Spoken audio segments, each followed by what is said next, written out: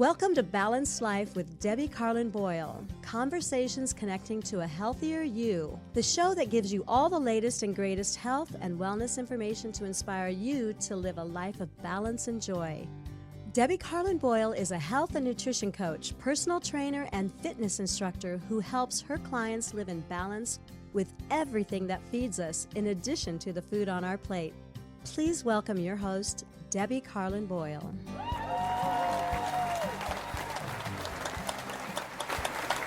Hello. Hi, welcome everybody. Welcome. Thanks for joining in my show today. Excited to have you. Excited that you are joining me.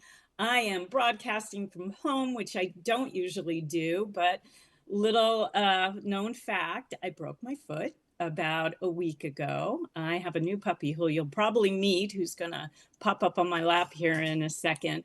And anyway, I was holding him and I got up off the couch with a slipper that wasn't on and my foot went like this and I broke a small bone in my foot that is causing havoc because I can't drive because it's my right foot. So, and you need your right foot to drive, no matter whether you're right or left-handed. So I can't get to the studio, so I'm home today. So welcome on this spring day. So excited to have you. I love this subject that we're talking about today because I've never had a show about it. And I think I have over 250 shows in the last 7.5 or so years. And in all that time, I haven't talked about this subject, and we're going to get into it in just a second. But before we do, I want to remind you that this is a live show. And if you're watching live or listening live, you can call in. So take this number down as long as you're not driving. The number here is 323-524-2599. Once again, 323-524-2599. So if you want to become part of the conversation, if you have a question, you want to make a comment, you have a story about this subject, become part of the conversation, because I do this podcast not for you to just listen, but for you to join in. And it's a conversation that connects to you, and we want to hear from you.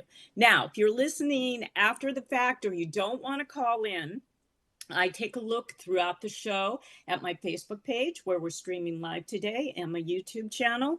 You can ask a question or make a comment there. If I see it sometime during the show, we'll address it. If I see it after the show, myself or my guest will answer or address it. So just make sure that you go ahead and take yourself into that if you can. I also want to tell you a little bit about me for those that are tuning into my show for the first time. I am, as you heard at the top of the show, a personal trainer, a fitness instructor, and I am a health and nutrition coach. So what does that mean? It means that I help people find balance with everything that feeds us. We have food that physically feeds us that we need to have nourishment from, right? All our vitamins, minerals, and nutrients come from our food, we hope, if we're eating non-processed food and we're eating healthily. But there's so much more to life, one of which we're going to talk about right now, that creates joy and happiness and longevity. And I am here to dig into something that might be out of balance for you or some things and help you find a way to connect with that and bring that goal up to fruition and meet it. And sometimes you need a coach to do that. We all need coaches. Everybody needs a coach. Even the goats in the world need coaches. So to do that, you can go to my website, which is Balanced Life by Debbie, DEBI.com.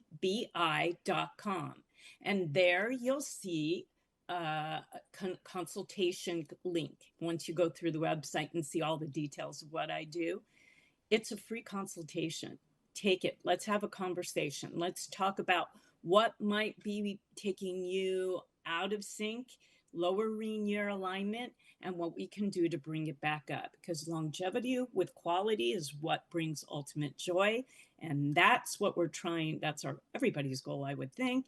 And I can help you achieve that. So I'd love to hear from you. All right. Without further ado, we're going to get on with the introductions. So with depression anxiety and loneliness on the rise, people are looking for an alternative to traditional mental health therapies, and psychedelic medicine is emerging as one of those solutions. My guest today is Matt Zemon, who is the author of 2 best-selling books, Psychedelics for Everyone, a beginner's guide to these powerful medicines for anxiety, depression, addiction, PTSD, and expanding consciousness, as well as Beyond the Trip, a journal for psychedelic preparation and integration. Matt holds a master's degree from King's College London and specializes in the impact of psychedelics and mental health, focusing on their potential to catalyze profound personal transformations. As the executive director of Sacred Path Community, he merges academic insight with his passion for the safe and sacred use of psychedelics, ensuring a supportive environment for spiritual exploration. His consulting work extends to medical practitioners in the field of psychedelic therapy. Before his own transformative experiences, Matt's entrepreneurial background laid the groundwork for his current mission to broaden understanding and access to these transformative substances. As a seasoned public speaker, Matt has shared insights on National Public Radio, ABC, NBC, CBS, Fox, and has been featured in over 75 podcast discussions like today's, resulting in almost 1 million downloads. So let's dig into the world of psychedelics. Shall we? Please welcome my guest, Matt Zemon, to the show. Here's our applause. I love that, Debbie. That's a lot of fun. So welcome, Matt. I'm sorry. We do have our little audience. They live in the studio walls, so they get very excited when we have guests. So that's the applause and the cheers. I know you sought me out, and I thought right away, wow, this is a conversation I haven't had yet. So let's have it. I would like to get started with your origin story. So not just how you personally got into the whole psychedelics, but where you're from, where you were born, what your childhood was like. Anyway, your origin story. Let's start with that. So I appreciate the question, Debbie. And again, thanks for having me on. So I grew up outside of Philadelphia and had parents that got divorced at a young age. I was going into first grade. I lived in Center City, Philadelphia, and then moved out to Havertown and finished up my middle school and high school years there.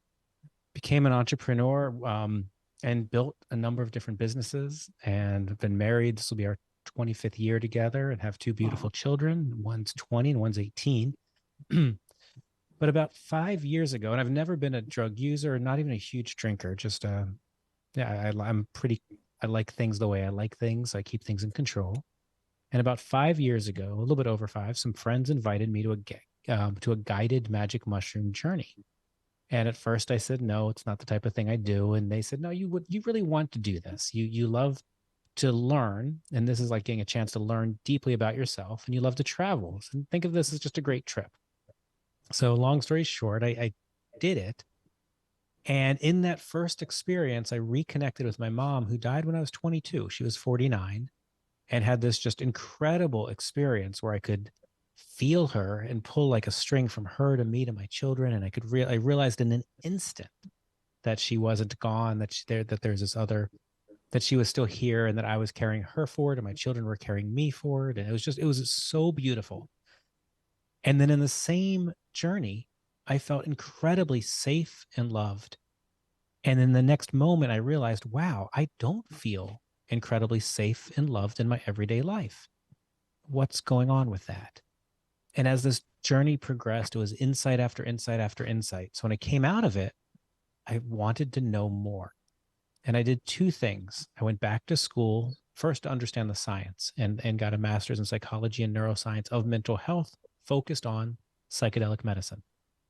And I also started traveling the country and the world, trying different psychedelics by different types of people, MDs, PhDs, taitas, shaman, and exploring consciousness. And then that has led to going from being an atheist to a deep belief in the sacred to understanding psychedelics for spiritual purposes as well as for medical purposes, and to doing the work I do now, both with the spiritual community or the sacred community and the medical community. And just thrilled to be having this discussion today, Debbie. So, yes, this is interesting. So, for you, it was a bit of trauma and emotional healing for you because of losing your mom at such an early age.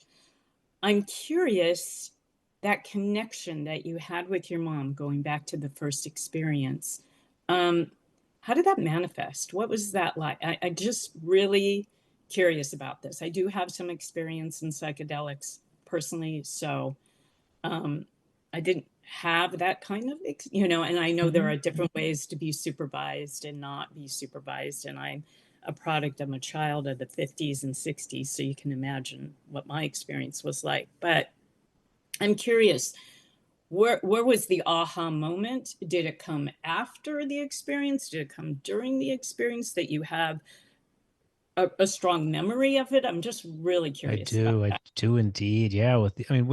So that particular medicine, psilocybin, or mushrooms, the active ingredient, magic mushrooms, when people do a psilocybin journey, it's typically, let's call it 4 to 5 hours of an experience. So it's a longer acting psychedelic than some of the others that are out there. And in my experience, these insights come in waves. Like you're in kind of a scene and you're experiencing that. And then maybe you come up for air for a little bit. And then you drop into a second scene and you come back up in a third and so on. And in this, I don't know exactly where, but it was middle or early or late beginning or middle. I kind of became aware of this presence and realized it was my mom.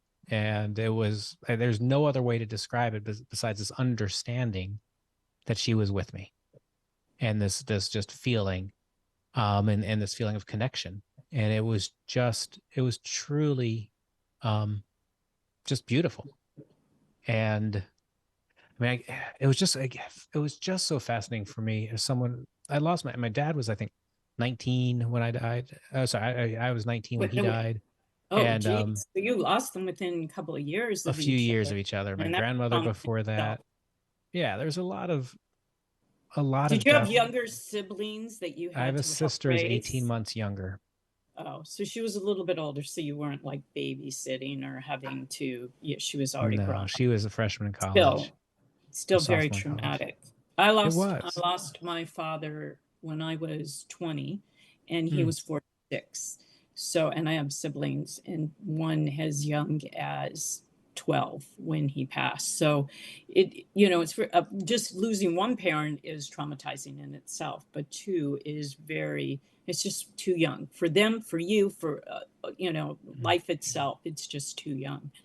So you It is must too have been young. holding on to so much internal angst about that this opened a door for you, this one experience, It's I would interesting. say. I mean, again, we're talking about 22, and then I was, I think, 46 when this first experience happened. So it's a long time in between. So Hmm. if you would have asked me then, was I holding on to angst? I would have told you, no, I'm fine.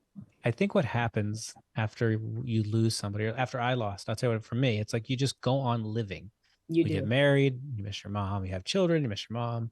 It just is. And but for me also, I had given up on God. Like there's no way there's any, I didn't believe in anything after that experience. And then come psychedelics and this new um possibility opened up.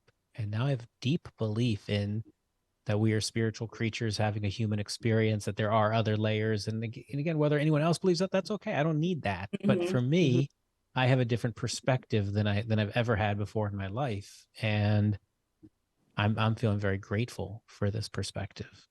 I want to go back So, to you for a second. Just, I mean, yeah, losing your parents and losing your father at 20. father, yeah. Um, does How do you connect that to the work you do today?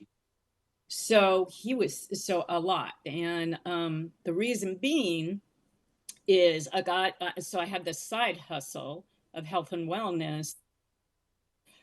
Even when I was doing this very stressful, high powered job as a television commercial producer, and trying to raise a family at the same time. And, you know, it was just a lot of, and being a young mom and going through what young moms go through with adrenal fatigue and all of that. I had a side hustle of teaching fitness classes and teaching a spin on a bike because I saw my father at age 30. When he was 30, I was 5. I saw him going down for the count. I mean, he was sick. He had Hodgkin's lymphoma. And back then, they weren't doing stem cell transplants back then for that. They are now. I'm not even sure if he would have been a candidate, but what I saw at a young age is a lot of suffering and a lot of people I loved. And it wasn't just my father. It was grandparents, it was aunts, it was uncles. It was people in my family, in my lineage, going down for the count. And when I turned 18, I realized what the connection to this was. And it was the way they were taking care of themselves, eating horribly. Grew up in a family that ate lots of sugar. Sweets were always a reward, which they still are for many people in countries all over the world. But this was in excess. Food was excessive. And like I said at the top of the show, if you're eating processed food, you're setting yourself up for illness, right? So, which is exactly what happened to my father and all the people I love. So I thought, how do I turn this around? Because I plan on being a parent. So I was 18. I plan on being a parent one day. I plan on being, there for them. And my goal was to run after my great grandchild. And my father never even got to the point where he could walk me down the aisle. His father walked me down the aisle and died shortly after that. So I had different goals for changing that directory of my lineage and my family. And so I had the side hustle that then turned into around 2016, I went back to school and got all my health and coaching and nutrition certifications and hormone certifications to really help people start from wherever they're at. And I wanted to talk to you about that too when we get to it, because I've had a lot of people who come to me from depression, and partly it's because of the way they're taking care of themselves. And we change the way they take care of themselves and things lift. So we'll talk about that, because I want to get into all of the things that, working with psychedelics can help. But for me, it changed my directory. And now I have both kids are in the health field. They're both very, holistic. My daughter had a home birth. She's planning on doing it again. I mean, these kind of things I just changed the legacy, I just changed the bad, poor habits to good ones. And that's really what it comes down to, is creating new healthy habits that still satiate you, make you, excited to eat and learn how to exercise, that you find things that you love and all of that. It had nothing to do with my childhood. Everything in my childhood was opposite that.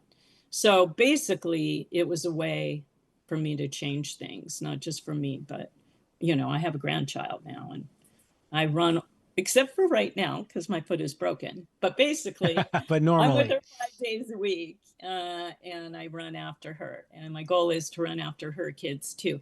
And I am in my late 60s, so I plan on being around. It's doable. Yeah, very doable. Yeah. So that's why I got into this field, because of him. Because of the sickness in my family. Yeah, that was my long story. So I'm curious in just, I can see how working. So being from the generation, right, from the 60s, and experimenting with psychedelics, for me, it was magic mushrooms. I have plenty of friends that in the 60s and 70s were experimenting with LSD. It was unsupervised. I saw things that you never want to see. A fatal accident. Somebody jumped out of a window when they were going through when they were tripping. And so it was a negative experience for me, being that I know it's generational. It's totally different now. And microdosing and working with psychedelics is mostly monitored for people with depression. I mentioned at the top of the show, what are all the other things that working with psychedelics can help people who are going through PTSD? What else? Love that. So again, most of for me, I grew up in the 70s and 80s, and I was part of the Just Say No generation. So my entire life has been only knowing prohibition. Controlled Substances Act was 1970.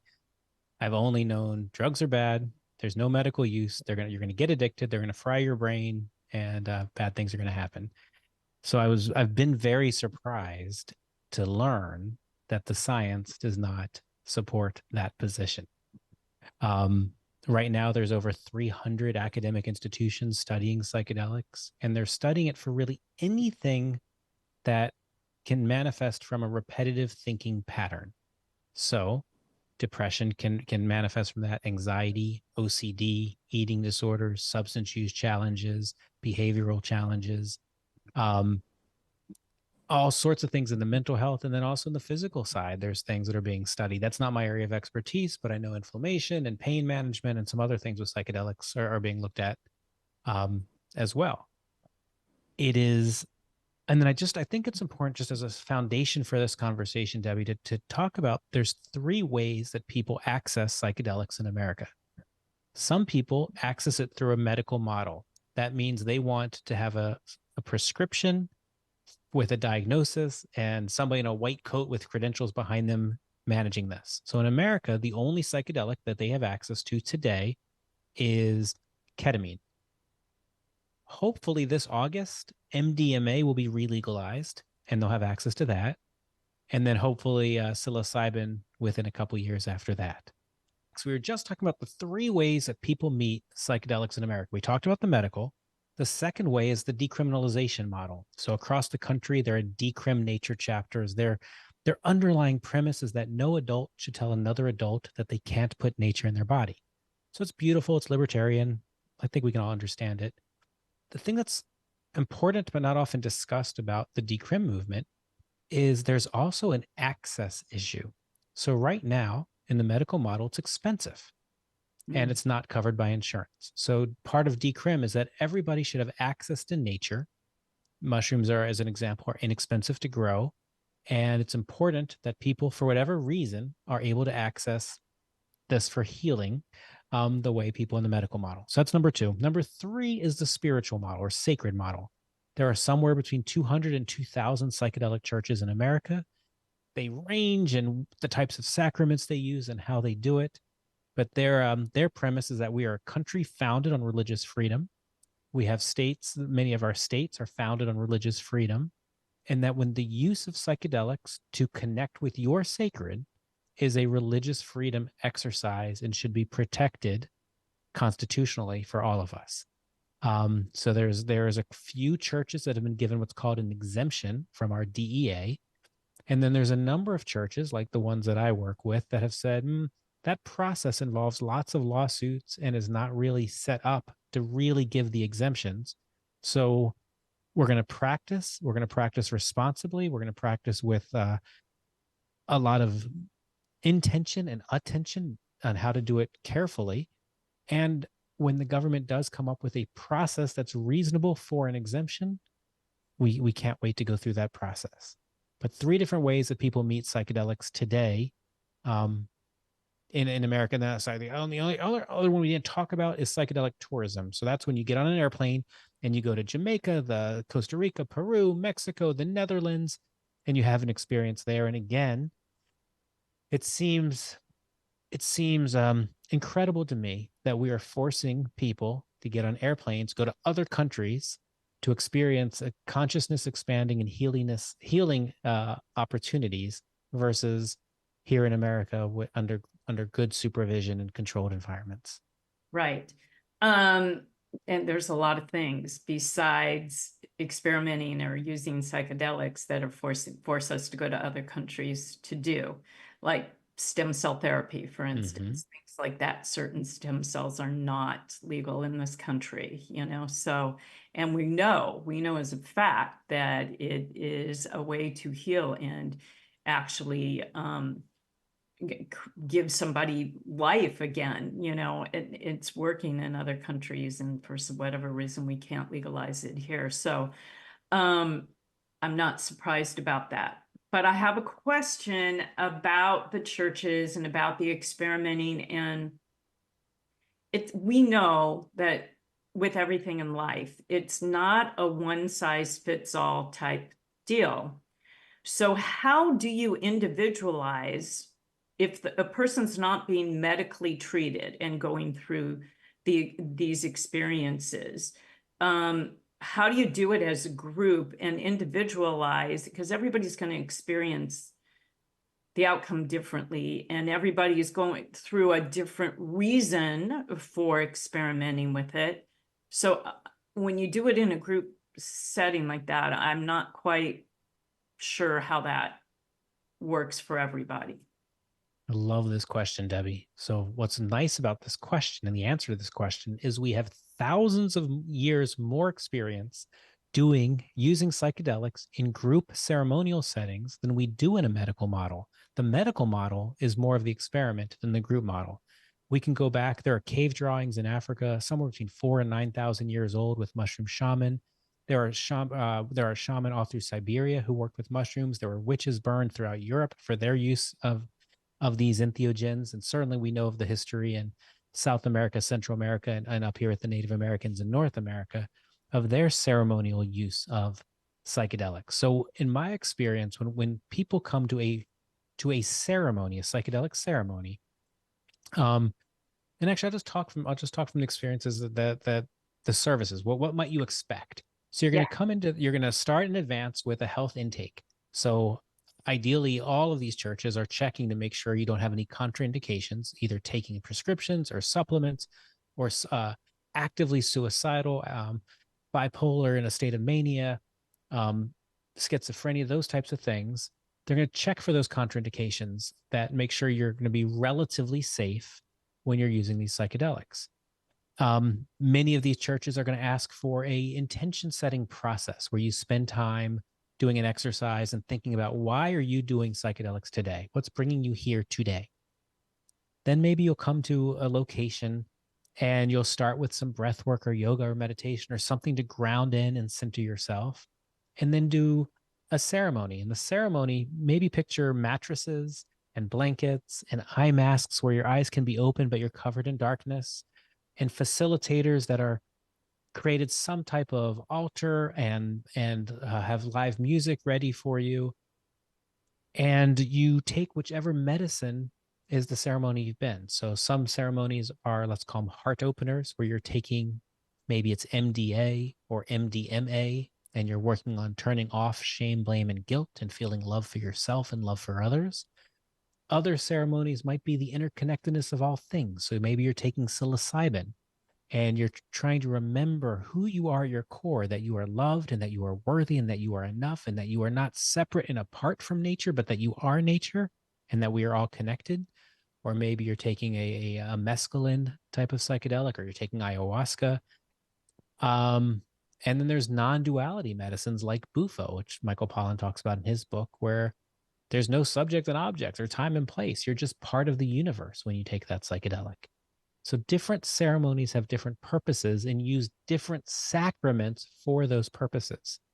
To the And individual, go ahead, Debbie. leads you through those ceremonies. So you're understanding what you're trying to achieve with that particular psychedelic, correct? Yeah, So it's important that you know the mindset coming in, that you know what you're taking, why you're taking it, how much you're taking, how long it's going to be, what you might feel like. All those things speak to your mindset going into this ceremony.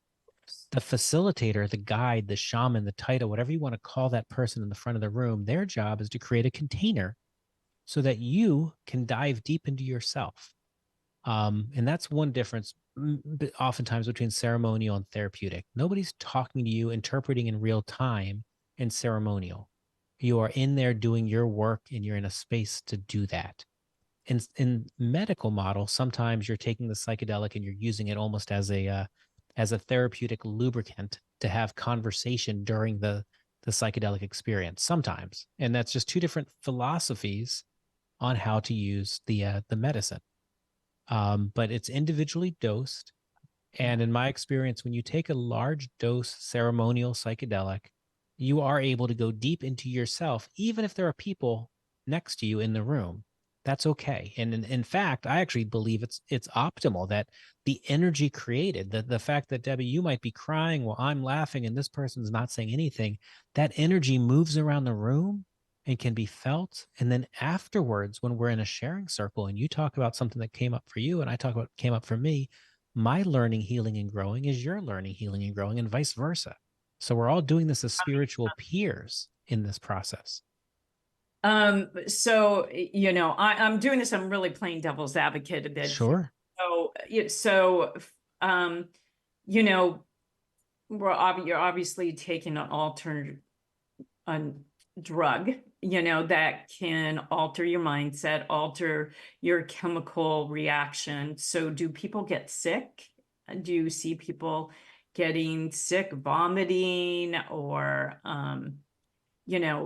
sick in a negative way, like hallucinating and things like that? I mean, I'm sure you see, because you can't, because of the individuality of it all, you can't possibly monitor who's going to react in what way to certain doses of certain things.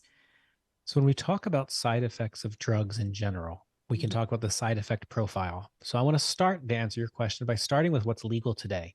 So when people take antidepressants today, we know there are side effects. We know they are highly addictive. We know they're hard to come off of. We know that weight gain, lethargy, suicidal ideation, sexual dysfunction on some SSRIs, studies have it as high as 73%. Yeah. I mean, lots of side effects that last for a long period of time with legal drugs that are available today in America. When we talk about the side effects with most psychedelics, so again, I'm going to talk about psilocybin or MDMA, ketamine. We're talking about side effects that occur during the while you have the medicine in your body, and then very few side effects that last beyond that period of time. So then your question was, well, what do you see when people take the psychedelics in terms of those side effects? When there are psychedelics like ayahuasca, where people do get sick regularly, that's kind of a part of the process. It's called purging, and that's expected.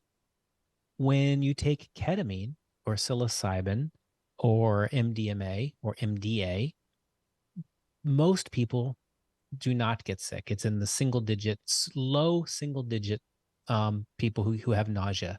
And then there's ways that you can work around it. So if you're going to go get prescribed ketamine, they might also prescribe an anti-nausea medicine for you if you're prone to nausea. With psilocybin, if you're prone to nausea, maybe your facilitator will grind up your mushrooms and put them in a glass of lemonade or orange juice to let the enzymes start to break down in the glass before you put them into your stomach. Maybe they'll put them with some chocolate. Maybe they'll make them into a tea. So there's lots of ways that you can keep nausea down with something like psilocybin.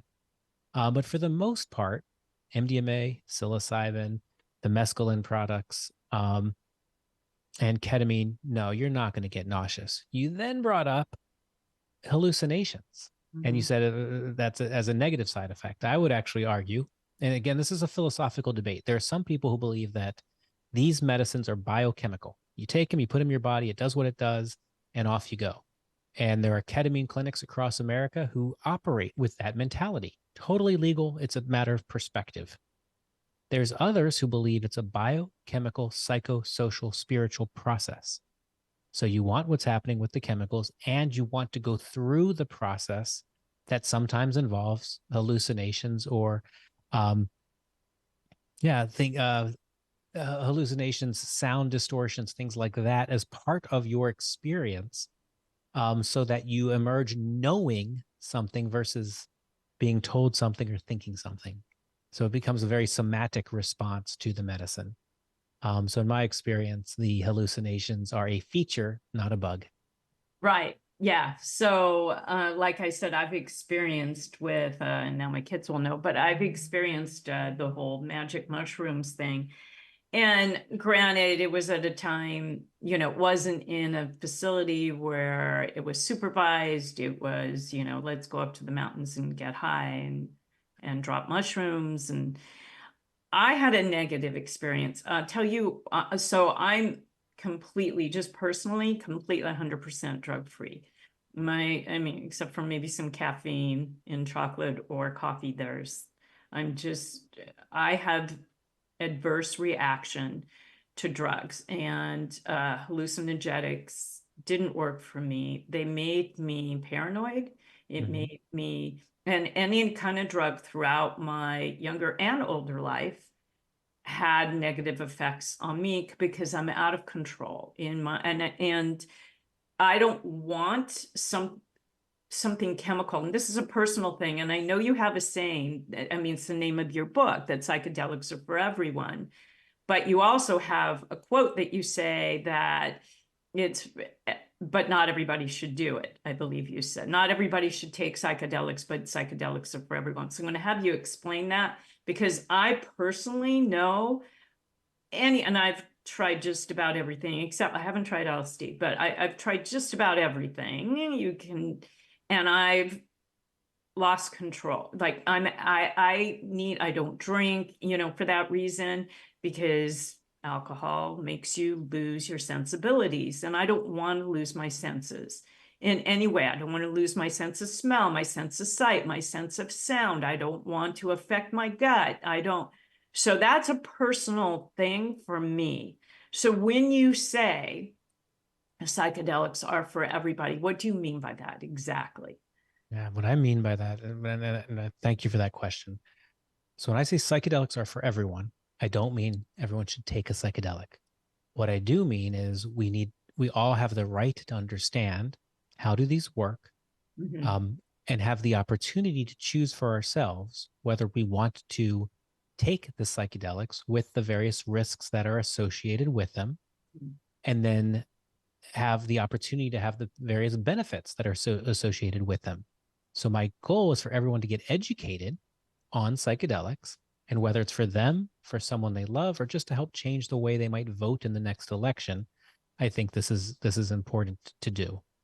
The and it's different than what we've been taught in our just say no society. I also really do hear you that when you take a psychedelic, and I would hope your audience hears you too, when you take a psychedelic, you enter into a non ordinary state of consciousness. And in this non ordinary state of consciousness, you are not in control and you're very vulnerable, which is where we talk about the responsible use and the safe use of psychedelics is important. There's multiple studies out there for those who are curious about. People ask me all the time, are psychedelics safe? And I say they are relatively safe, but I prefer risk reduced. And there's a study from Imperial College London by Dr. David Nutt. And he said, let's forget how drugs are classified and just look at harm to self and harm to others and stack them up. And on the far left hand side of his chart, most harm to self and harm to others is alcohol. It's like a 73 in his chart. And you can work your way down, and tobacco's up there, and heroin's up there, and you keep going down, down, down, down, down. And at the bottom right are mushrooms. It's a 6, and MDMA is a 7, and LSD is like a 9. So are there risks with these medicines? Absolutely. Can you, in a non-controlled environment, have people have accidents like you spoke about, Debbie? Absolutely. But relatively, these drugs are physiologically safe and non-addictive. And I think that information, especially for people they've tried antidepressants, they've tried talk therapy, they're continuing to struggle with PTSD, depression, anxiety, again, behavioral challenges, substance use challenges. Given the research and the results that are out there, to know these are the risks and these are the possibilities, is this something you want to try? And I think that's important that people have that choice. Yeah, that they have the opportunity and the choice, Mhm. not that they're going to be arrested, for doing it or fined or whatever it might Or be. all of it. Correct. Yeah, all of it together. I mean, so because we're going to have to wrap up in about 5 minutes, even though we went over, we only have 50 minutes to discuss. So, but there are many benefits, and for people. I mean, they can become more creative, they become more empathetic, they get rid of the trauma and less anxiety, less stress, less, I would assume it could help a mother going through postpartum. But how do you know if you don't go through a doctor? How long do you stay on? What psychedelic do you use to become more creative, to find self-discovery, become more, become a better person, let's say, overall? How do you know how much you do? How long do you do it? I mean, do you personally continue to experiment with psychedelics? How often do you take? I'm just curious about that whole, it's a lot in there, but I'm curious There's about. a ton in there. I know, so I'll let you address it. Yeah, I mean, I love that people, once somebody decides to go down this path, in my experience, they start asking questions, and they might go to a psychedelic society near them. They might find someone who runs a psychedelic church. They might go to a psychedelic doctor and start asking questions and saying, these are my intentions. What should I do? Should I do ketamine? Should I do psilocybin? Should I do ayahuasca? What do you think? And they're getting opinions and they're gathering information. Ideally, they're reading books like mine, Psychedelics for Everyone, or Michael Pollan's book, How to Change Your Mind, and getting information, being like, oh, I don't know if I want to do this, but I'm interested in that. Okay, great. And then where do you want to do it? So the three S's that we talk about, if you pay attention to source, set, and setting, regardless of which modality you choose, the probability of having a bad trip is very low. Source is, where do your drugs come from? If you go the medical model, they're from a pharmacy, you can check that off. If you're going to do this in a decriminalization model or church model, ask them, do you test your drugs? Where do they come from? Set is the mindset we were talking about. Are you clear in your intentions? Are you saying yes because you want to do this? Or are you saying yes because somebody else wants you to do this? In my experience, if this is not your decision, don't do it. And then setting is, do you have control over your physical environment? You're not going to be interrupted by kids and dogs and neighbors. Nobody's going to touch you. Nobody's going to talk to you. You can feel safe in this container to do your thing. Do you have music to move you through it? If something happens and you are scared, is there someone there who knows what they're doing, who can move you safely out of the loop of fear that you're in into something else? Mm-hmm. Again, if you're talking to a medical provider, the questions are the same. How experienced are you? What's going to happen? What's the music? What's the environment? If you're talking to a church, same questions. So these apply across the board, but those are the types of things that keep people safe and lean them towards a good psychedelic experience versus a challenging psychedelic experience. For something like ketamine, let's say, for depression, yep, that is being prescribed, do you find that people are good about self-dosing and like, I think about overdosing, and someone like Matthew Perry, who, I mean, he had excessive amounts. So and I know he had, I did read his biography, and I know he had substance abuse, overdoing any chemical that went into his body. Are there studies that show that once people did that, I mean, are people overdosing, basically what I'm asking? Yeah, for the most part, people are not overdosing on any of these psychedelics. Now, Matthew Perry, I don't know all the circumstances around his specific death. I do know the amount of ketamine in his body, from what I've read, was closer to an anesthetic dose than a therapeutic dose. Mm-hmm. So much, much, much more. Ketamine, interesting. There are some studies that show the potential for addiction with ketamine. So it's kind of ironic that the only legal psychedelic we have right now is one of the few that has an addiction possibility. But I do think it's important again, I'm not prescribing this, but I do think it's important that when people do this in a controlled environment, either under the supervision of a medical professional or under supervision of a spiritual or a guide, that their dose is being monitored, their frequency is being monitored, and the probability of spinning into a too much to a substance use challenge is very, very low. We have not seen people get addicted to ketamine in a medical model. Doesn't mean it's not possible. We just haven't seen it yet that I've read about. And then again, in a ceremonial model, it's such an infrequent thing to do that addiction really should not occur in that process. Yeah, as I was asking, I worked in drug rehabilitation for a long time. Mm-hmm. Cliffside, Malibu. I was the health consultant there. And, you know, and I know that psychedelics should help in addiction, but people who have addictions, what I saw a lot was, okay, maybe we're helping them get off heroin, but now they're smoking, 3 packs a day, they're overeating. They switch their addictions, from alcohol to food or, so I was just wondering, how do psychedelics, and I guess it's the same, pretty much the same, help people who in addiction to relieve from the addiction, but not become addicted to the psychedelic? Yeah, and this is a super important question. In our culture, much of the medication that we are prescribed and we take numb symptoms. They don't get to the root; they just numb the symptoms, and they stabilize us so we can move on to something else. That's not what psychedelics do. When psychedelics are done again with intention and attention, with people who know how to use them, the goal is that we, as the user, can understand at our core that we are loved, that we are enough, and that we are worthy. Mm-hmm. And then we can see clearly when our behaviors do not reflect that type of self-worth. And for many people, we choose behaviors that might manifest as alcohol or drugs or gambling or eating or over exercising or anything that's over too much, because we are at our core trying to make up for our parents didn't love us the way we wanted to. We had some childhood trauma. We had some type of bullying. We had something happen to us younger, and we forgot who we were and why we're here. And I believe psychedelics can help people remember those things, to know those things in a way that's different than being told those things. And then with that awareness, the brain enters into a period of plasticity following a psychedelic. And then we can use people like you, Debbie, as coaches who can help us actualize what we saw in the psychedelic experience and turn the insight and awareness into action. Right. And that's the power of working with a coach or a therapist and the psychedelic.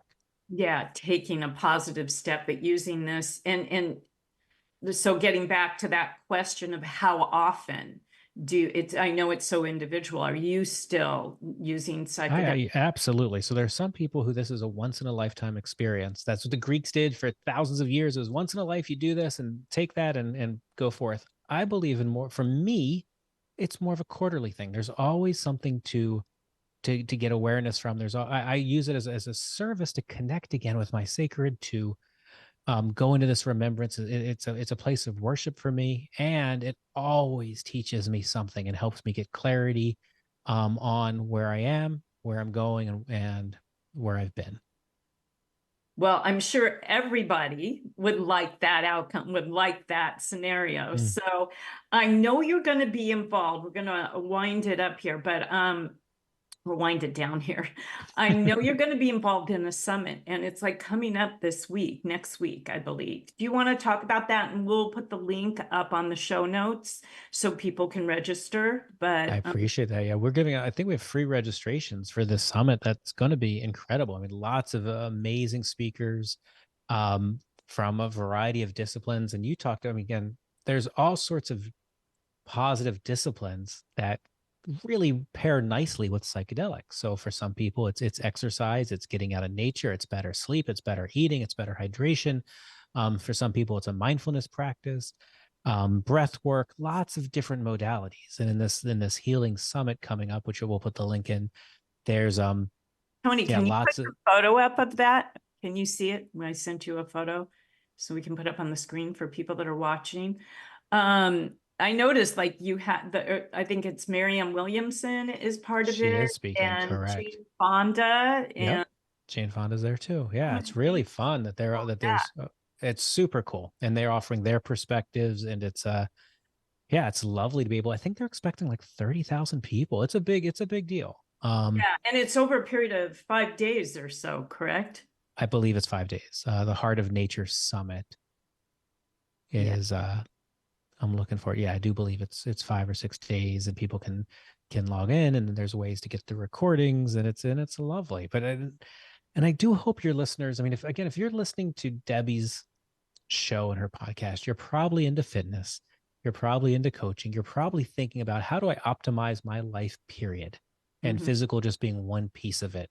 And I think what I want to say to you to wrap this up is that psychedelics aren't a cure for anything. They are a catalyst. They're another tool to put in the toolbox to use along these other tools that you're using as an optimization process to become the most full humans that we can be while we're here. I love that because I was going to ask you for final thoughts, but you just gave it to me. I like that. I like having those tools, and I like having just one more thing to be able to say, hey, it may not be for you, but you might want to explore, is it or isn't it? And having that as well, knowing all the things that psychedelics can do for you. And you've opened up that door by writing these books and letting people know in your experience. I always believe people's stories take them to where they are today, and then they share their expertise because they become experts in that particular field for what they experienced, and then they bring it out to the world. And I love that you're doing that. Matt, give your website and a way people can access your book. Yeah, so mattzemon.com is the site. So if you're looking for a speaker on psychedelics for your event, that's a great way to get in touch with me. I'm active on LinkedIn. I'm active on Instagram. My books are anywhere books are sold. And then I have an Audible of psychedelics for everyone that does seem to be the most popular way that people digest it. It's kind of amazing to me. And then my new book should be out in August, which is a veteran's guide to psychedelics that is specifically the preparation and integration workbook for veterans with veterans stories in there. And it's being done in collaboration with Heroic Hearts Project. And all 100% of the proceeds go to Heroic Hearts. And there's also a coaching or therapist guide. So whether you're licensed or not licensed, there's a guide that goes with it. So that if you're working with a veteran, they can have their workbook and you can have yours. And yeah, that'll be out in August. Oh, I love that. That's great. I've done a lot of workshops with veterans and veteran families in with a nonprofit called Makeovers That Matter, and helping people, kind of change the relationship with food and getting back into these are vets that are trying to re-assimilate, get jobs, and get back into society, if you will. And I love that you're working with veterans because I think we push that aside way too often. And that's really cool that you're writing this book. I want to And thank. we're seeing a Republican and Democratic support because of the veterans and because the results are so profound with the impacts on PTSD. This is one thing that all of Congress can agree on is that psychedelics are probably good for veterans, people of sexual assault, those types of people. Yeah, I can see that loud and clear. Mm-hmm. I would imagine. So let's hope that, people get out and vote when we need that. There we go. I want to thank you for your time, your expertise, sharing everything, being patient with all of this technical situation that we had. I don't know if I'll be back in the studio in 2 weeks. I do my show twice a month, but I hope I will, so we don't go through this. But for those of you who started with us and now are picking up again, I thank you for your patience. I didn't give out the phone number again because we are not live, but I do want to say, if you want to ask Matt a question, goes to the comments of any platform that you are watching the show on, and I'll reach out to Matt. If he doesn't get it right away, I'll make sure that you get it and that you can respond, ask a question, make a comment. We can keep the conversation going way beyond the time of the show. So especially since we've had to tape the rest of it. So thank you, everybody, for your patience with that. Thank you, Matt. Let's keep it going. Go to my YouTube channel, subscribe. I have so many pieces of content there in health and wellness. You're going to find something that relates to something you're going through. So I would love for you to subscribe and give some ratings. And thank you for joining me today, being patient. I hope you got a lot of great information. I know I did. And I want to keep reminding you to keep going out and finding those conversations that connect to a healthier you. And I'll see you in 2 weeks. Bye, everybody. Thanks, Debbie. Bye.